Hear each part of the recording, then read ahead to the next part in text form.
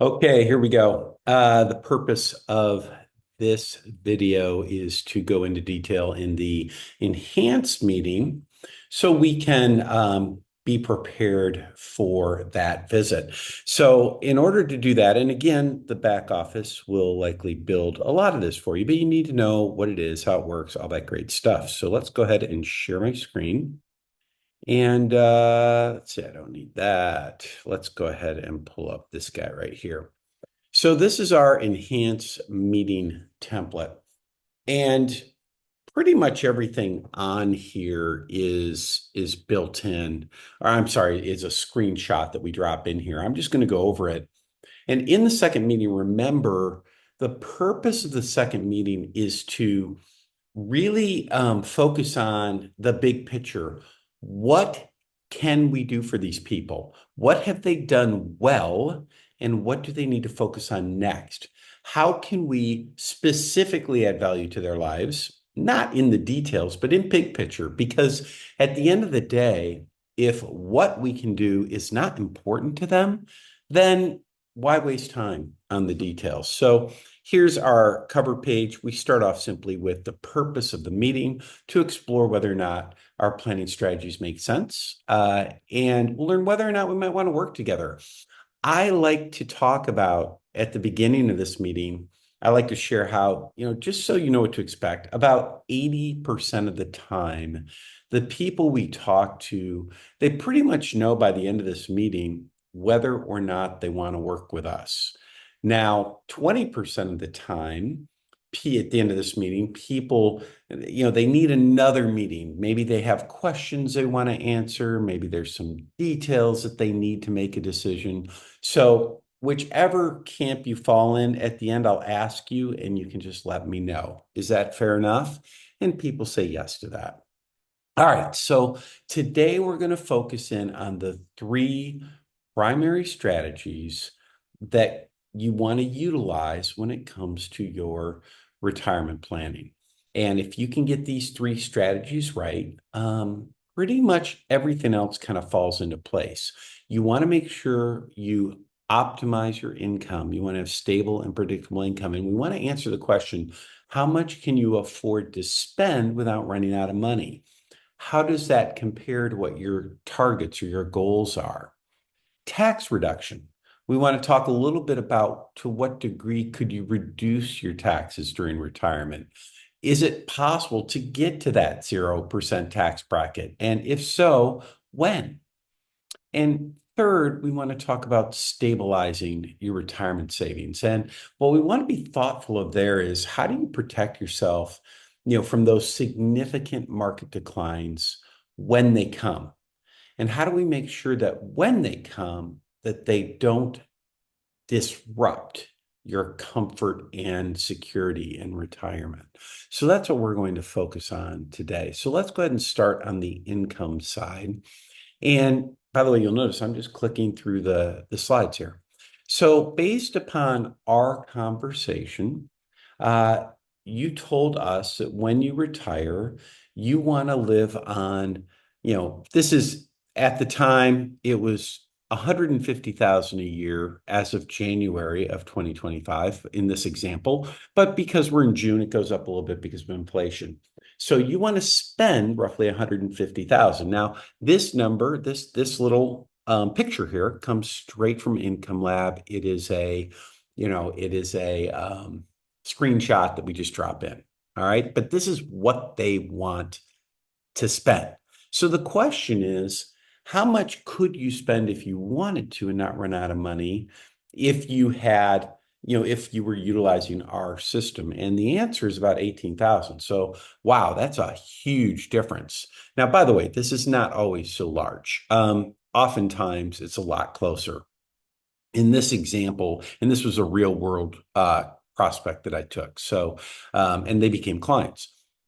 In this case, you can spend almost about 6,000 a month more if you wanted to. Now, this is where you want to tie into what that difference means to them. So here's what that means. If you want, you can live a bigger life. So good news, here's the good news first. Can you afford to spend $150,000 in retirement? The answer is yes, provided you set things up the right way. This number is certainly a reality for you. However, if you want, you can spend more. Does that mean you have to spend more? No. But what it does mean is that if you want to spend more, maybe instead of living on, 150, you want to live on, oh, I don't know, a couple 100,000, 180, right? 15,000 a month.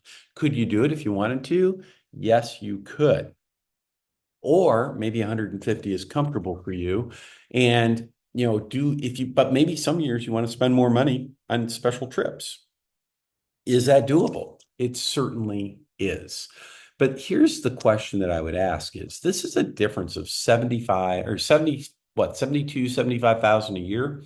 Over the next 10 years, that's an additional $750,000 you could spend in your retirement.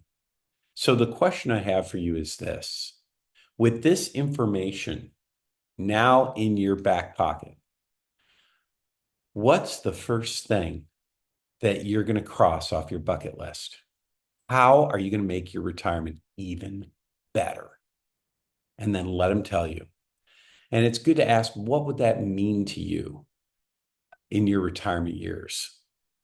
Okay, now here we have a summary page. It just simply says, hey, we want 12.5. We can get this. That's about $6,200 a month different or $7,500 a year.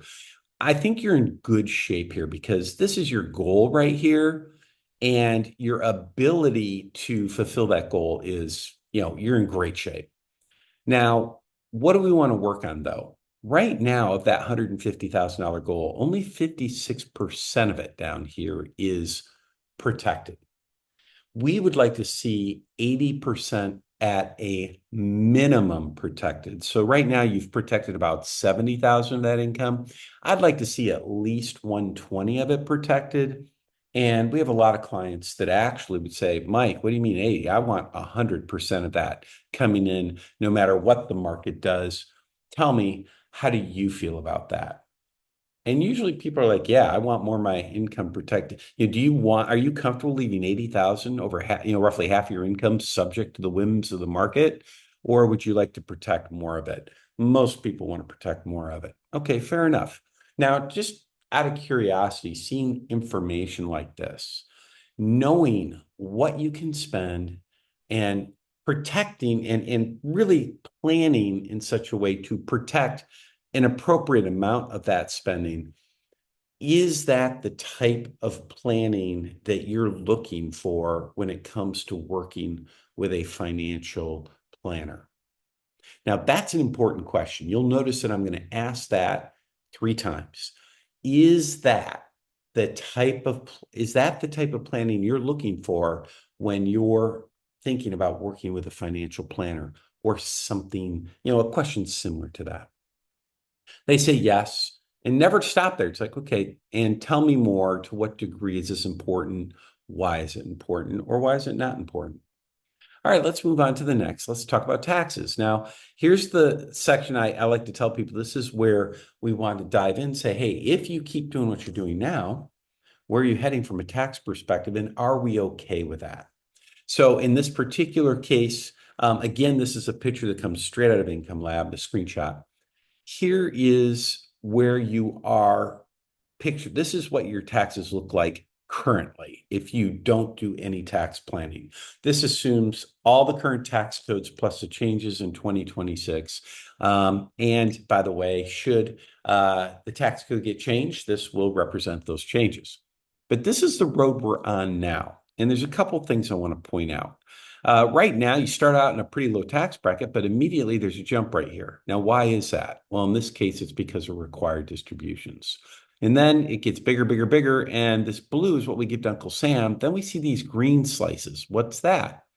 That's what we give to Aunt Irma. That's when you hit the income levels where your required distributions are so large that you're forced not only to withdraw and pay tax, you're also required to pay extra money to Medicare for your Medicare premiums because you're making too much money. And then there's a little jump right here. What happens here? Well, this is what happens when, in this case, John you die and Jane becomes a single taxpayer. So let's drill in right here on that situation right there. By the time we get to this point, you're 85 years old and your total tax liability in that year is about 111,000. By the way, again, this is a screenshot from Income Lab. It's 111,000. But what happens? You die, and now Jane is a single taxpayer. She now owes 142,000 in the next year. And look what happens. That number grows, grows, grows, grows, grows, all the way up to 240,000 when she's in her 90s. Now, here's an important question. Number one, has anyone ever showed you this? The answer is always no. And number two, I know this sounds like it might be a silly question, but is this the position that we want to leave our surviving spouse in from a tax perspective? Of course it's not. So here's the thing. The question I would ask is, from your perspective, does that look like something that we might want to work on, that we might want to see if we can make it better? They always say yes to that. So let's take a look at, now this is not a final recommendation, it's just kind of a first draft, what's possible. One of the things that we looked at is, what if we did some Roth conversions? And so that's what this might look like. And if we said, hey, what if we just pay some taxes now versus later? And so this might represent a Roth conversion schedule, whereas we get to a stage in a few years where you may not be to a 0% tax rate, but you're at a minimum tax rate. So up here, right, instead of this, you're projected to give the IRS 2.5 million. Now it's down to maybe 700,000. That's your required tax, right? So let's see, if you did something like that, how does that leave your surviving spouse? Well, now when you're 85, instead of 111,000, you're only giving the IRS 2,300 bucks. And when one spouse dies, in this case, you, John, for Jane, she's around 5,000 a year, and that's pretty stable. So here's my question. Does that look like it might be more like what you're looking for? And of course, the answer to that is yes. So let's kind of take a look at this. Right now, you're projected to give the IRS about 2.5 million. The required amount of that is only 760. All of the rest, the 1.7 extra, is simply because you're not getting help with your tax planning. That's money that you could save and put in your pocket and make your retirement even better. Question. And from our perspective, that's something that you might want to work on to improve. Would you agree with that? And I know that sounds like a silly question, but I never want to assume anything. Is that something that's important to you? Yeah. Okay, great. Surviving spouse tax trap. Right now you're on the path where your surviving spouse pays 142. We can get that down to about 5,000, a difference of about 137,000. Again, is that important to you? Yes. Minimum tax bracket. Currently, you're never going to get there. It's only going to get worse every year. With some planning, we can get you there. 2030, 2032. You probably can't get to zero because of pensions and Social Security, but we can get you pretty close. Again, is that something that'd be important to you? Yeah. So before we go any further, I always like to ask, is this the type of planning you are looking for when selecting a financial planner? Yes. And is that important to you? Tell me more about that. Why is this important to you? What does that do for you in retirement? Okay, great. Done. Now let's move on to the last section, stabilizing retirement savings.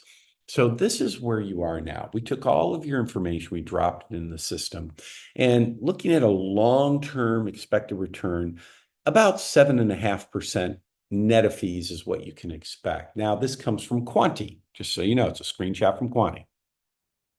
And in a bad year, and what are we worried about? We're worried about a bad year destabilizing your retirement security. Right now, if you have a bad year, you'd be down about 27.5%. And given the size of your portfolio, that's about $600,000. So this couple had maybe, if you do the math, 2 million or something like 2.3 million, you'd go down below 2 million, down to like 1.7. How would we feel about that? Ugh. Now your risk score is 62. Now, what does that mean? If you were 100% in the stock market, like a large company stocks, blue chip stocks, that'd be 70, 76, 75, 76. This score right here would represent kind of a moderate growth portfolio. This is kind of a score that we might see for someone who is working, they're in their 50s, 40s or 50s, and they're still trying to really be focused on growth and accumulation. Now, from our perspective, we'd like to see you get that score down to maybe 41 would be more appropriate for someone in retirement. I would like to see this bad year get cut in half, maybe down to maybe 12%, maybe even a little less than half. But you don't have to sacrifice your returns to get there. In fact, based on how we do things, we could probably bump this up a little bit from 7 to 10, which is great. And at the same time, reduce your risk. So we can stabilize your savings and maybe even bump up the returns a little bit. I'm not super worried about bumping up the returns. I'm more worried about stabilizing the risk and reducing your risk score. How would you feel knowing that if the market's collapsing, that you're not going to lose, 600 grand, that your safety margin is a lot tighter? How would that make you feel? That feel great. Is that important to you? And again, is that the type of planning you're looking for when you in selecting a financial planner? Yeah, notice that's the third time I've asked that question. What does that mean to you? And then, by the way, here's some pictures comparison. This is the one I'm mostly concerned about. This is a year-by-year volatility sheet. Again, these come from Quanti. Again, we're showing, look, when bad years come, see the green, that's what you have now. I'd rather be in the blue position. Look at that bad year. I'd rather be blue. Bad year, bad year, bad year. I want to be blue. Now, I'm not going to do better than your current portfolio in every year, but here's the deal. What do we want? Keep your losses to a minimum, make money, make hay when the sun shines, right? So if we kind of wrap that one up, here's kind of a summary page. And again, is that what we're looking for? Yes. Now let's take a look at fees and expenses. This is what you're paying now. This particular person, they're from Quanti. We saw that their fees were their mutual fund fees or fund fees were 0.23%. They were paying their advisor 0.9%. So that was a total of 1.13 on the amount of money they had. That's about 22,000. With us, the total fees between what we would charge plus their the way it was all structured plus their fund fees was 0.79. That number might be higher, might be lower. This is about 15.8. So that's a savings about $6,800 a year. Or said another way, over the next 10 years, that's about $68,000 less that you would pay us versus where you're at now. Now, by the way, if they're at a Vanguard or they don't have an advisor, they might have to pay us more, and that's okay. I'm not going to have this next 10 years figure if they're paying more with us. But let's say that was $6,800 more. Then what I would say is, yeah, it's more money with us than what you're paying us, because why? You're paying for an advisor, and you're paying to get what? More income. I mean, save $1 million in tax. I mean, that tax savings all by itself, is more than what you're paying us, right? So you're paying us more, but it doesn't make sense to pay more money to get more value, right? Yeah. What would you rather do? Save 6,800 or save 1.7 million in tax, as an example? So really the question I'd ask, you might remember at the beginning, I said 80% of the people can pretty much figure out, yeah, this is the kind of place I want to work, or this is the kind of advisor I'm looking for, and they want to work with us. And maybe 20% of the time we need to have another meeting, answer questions, maybe get into more details. So tell me, which camp do you fall in, and what's next for you? Now, this is where they're going to tell you either, hey, yeah, let's move forward or not, or hey, we need another meeting. If they say, here's the thing, if they don't say, let's move forward, then your focus is to get them to schedule another meeting. So one of two things happens here. Either they say, yes, let's move forward, or let's schedule another meeting. And if you're scheduling another meeting, here's how I do it. I say, look, it sounds like, maybe you aren't, you want to talk about it. You might have questions. Can I make a suggestion? Sure, Mike, go ahead. My suggestion is this. Why don't we just schedule a follow-up visit, maybe about a week from now? That way you can write down any questions that you have. If necessary, I can put together a few more details for you about what we might do, and we can just take it from there. How does that sound? Oh, that'd be great. Okay, go ahead, then schedule. If they don't want to schedule a follow-up meeting, they're basically politely telling you we don't want to work with you. Sometimes you get someone saying, look, really, if we could just sleep on it and just, that might not be necessary. If they say that might not, oh, that's not really necessary. Can we just maybe sleep on it and, maybe we can connect in a couple of days?